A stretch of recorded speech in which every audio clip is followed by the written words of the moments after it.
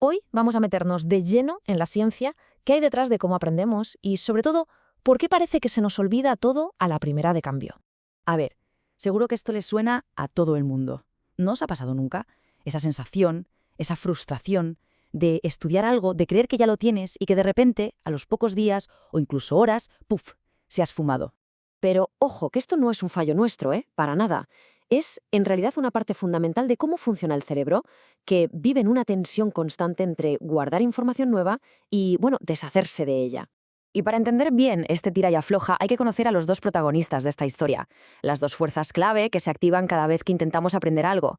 Por un lado tenemos el índice de aprendizaje, que es el que mide cómo vamos adquiriendo conocimiento, y por el otro el índice de olvido, que mide, claro, cómo lo vamos perdiendo. Son como dos corrientes que tiran siempre en direcciones opuestas.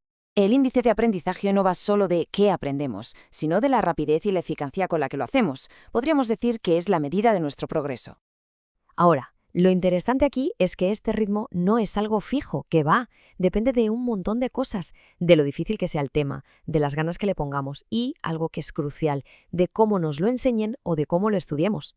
Y en la otra cara de la moneda, pues está el índice de olvido. Este es como un recordatorio constante de que el conocimiento no se queda ahí para siempre por arte de magia. No, hay que consolidarlo para que se quede. Venga, ahora vamos a lo visual.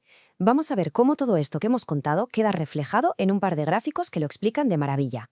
El proceso de adquirir un conocimiento nuevo se puede dibujar literalmente, se conoce como la curva del aprendizaje y normalmente tiene tres fases muy claras.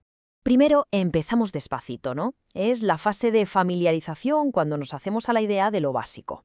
Luego, de repente, ¡boom!, pegamos un acelerón cuando empezamos a entender de verdad. Y al final, la curva se aplana, se estabiliza, cuando ya estamos cerca de dominar el tema. Pero, y es un pero muy grande. Luchando contra este progreso está el efecto potentísimo e inmediato de la curva del olvido. Y esta cita lo deja clarísimo. Y aquí, fijaos bien en el gráfico, porque esto es la clave de todo. La retención se desploma, cae en picado, justo después de aprender algo nuevo. El mayor batacazo, por así decirlo, se da en las primeras horas y en los primeros días. La caída es brutal, la verdad. Entonces, ¿cuál es el quid de la cuestión? Pues que aprender y olvidar no son dos cosas distintas que pasan por separado. No, son procesos que están totalmente entrelazados, sucediendo a la vez. Mientras construyes con una mano, si no refuerzas, la otra está deshaciendo el trabajo. Entender esta dinámica lo cambia todo. Nos da el poder de pasar de ser simples receptores pasivos de información a ser, digamos, los arquitectos de nuestro propio conocimiento. Para plantarle cara al olvido, podemos usar estrategias que sabemos que funcionan. Cosas como la repetición espaciada, o sea, repasar de vez en cuando, poner en práctica lo que aprendemos o intentar conectar las ideas nuevas con cosas que ya sabemos. Se trata de crear conexiones más fuertes en el cerebro.